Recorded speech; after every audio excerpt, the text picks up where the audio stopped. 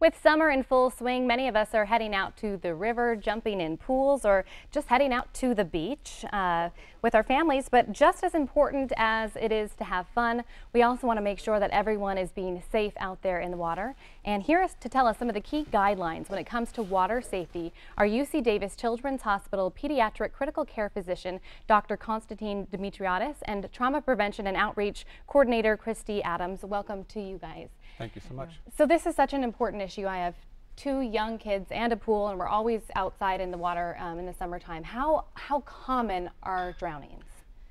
Believe it or not, it's a very, very common event. Every year in the United States, over 800 children die from a drowning event. In California alone, that number is over 50 children per year. That makes me just cringe. And what are, let's talk a little bit about if someone does survive a drowning, what are some of the injuries that you see?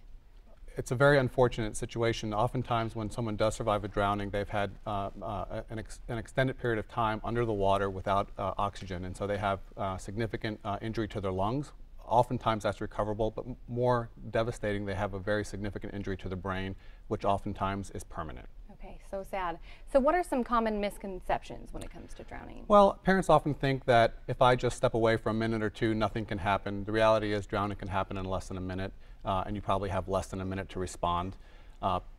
People can think that drowning victims make splashing noises and they'll hear it, and so they'll be able to rescue right away. The reality is drowning is silent. When you're at a beach or a swimming pool where there might be a lifeguard, people think that the lifeguard's responsibility is to take care of your individual child. The reality is the lifeguard's responsibility primarily is to enforce rules and then to rescue and resuscitate if that becomes necessary. So it really is imperative that parents are the primary monitors. Yeah, so scary. We've had a pool party and one of the kids is just leaning in and then they just sink. It's so fast and so scary. So it's very good that you point that out. There's not splashing, there's no help. Right.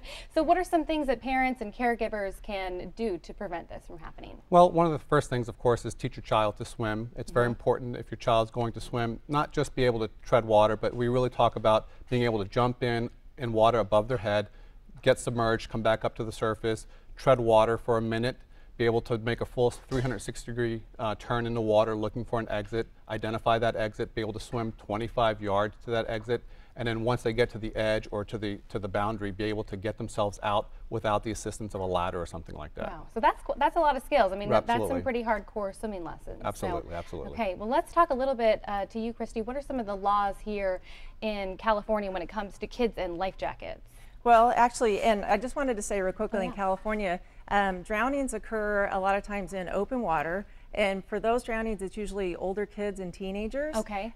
Kids that have kind of outpaced their ability. They don't know what their swimming level is at. And then we see younger kids are drowning at home in pools. So the safety recommendations are similar, but a little bit different. In open water, we always recommend a life jacket for any open water. In Sacramento County and Sacramento City, there's an ordinance that any child under the age of 13 must wear a life jacket when entering in the water. And the fees are pretty stiff. It's about a $500 fine for parents that don't insure that. Of course, we encourage life jackets on all kids, regardless of age. Yeah, just the peace of mind having that is huge. Absolutely. Can you show us a little bit about how to get it on them and make sure it's secure and fits the child? Yeah, absolutely. So there's three things you want to look for with the life jacket. The first is that it's Coast Guard approved.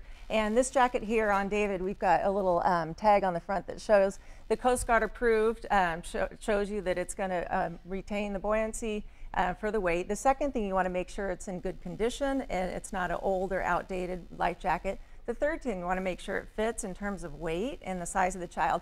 So here this jacket is a 50 to 90 weight limit, and David here weighs 60 pounds, so he fits well within that weight limit. I'm going to have you stand up here, David. After you have it buckled and pretty snug, what you want to do is pull it up to make sure the jacket itself doesn't come over the face, and sometimes we'll use the ears as a marker.